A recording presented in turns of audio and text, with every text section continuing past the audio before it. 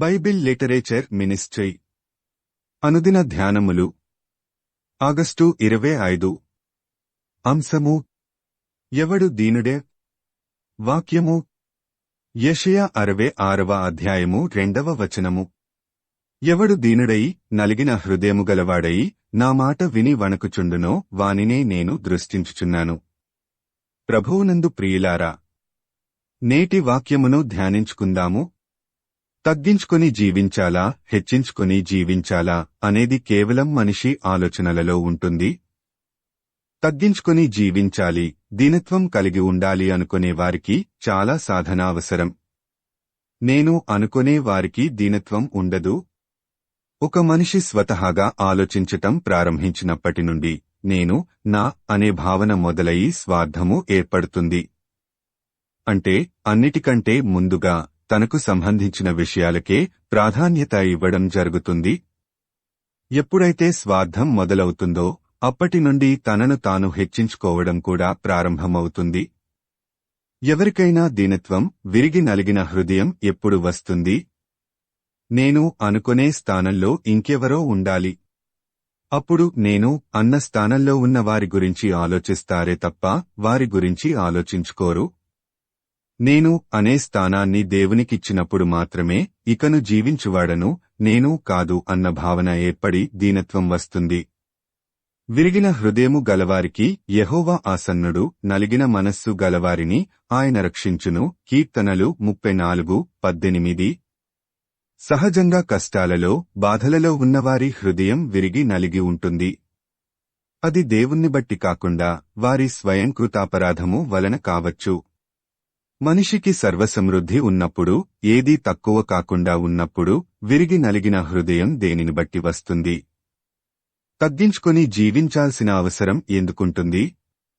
దేవుడు నాకు ఆరోగ్యము, తెలివితేటలు ఇవ్వబట్టే కదా నేను ఈ స్థాయికి రాగలిగాను, ఈ జీవితం దేవుడు పెట్టిన భిక్ష అని అనుకోవడం.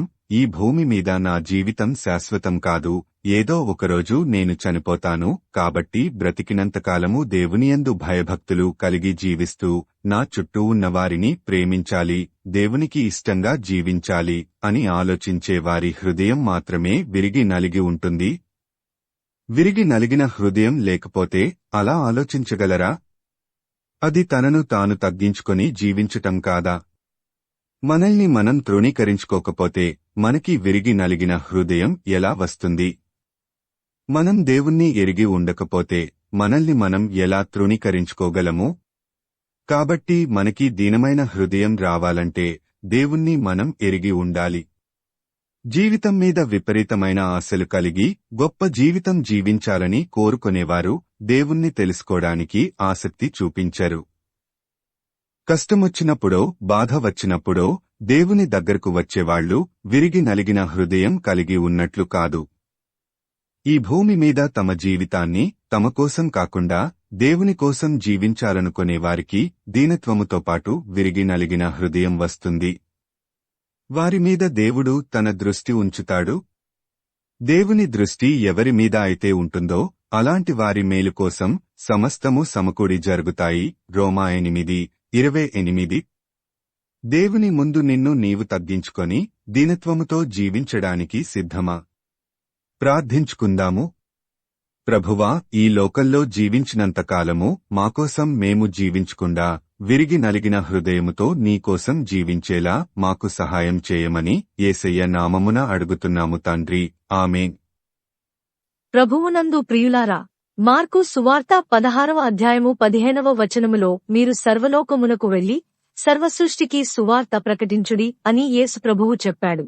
కాబట్టి సువార్తను ప్రకటించడంలో భాగంగా ఈ వాక్యమును మీ స్నేహితులు, బంధువులకు షేర్ చేయమని ప్రభువు నామమున కోరుతున్నాను. దేవుడు మిమ్మును దీవించునుగాక.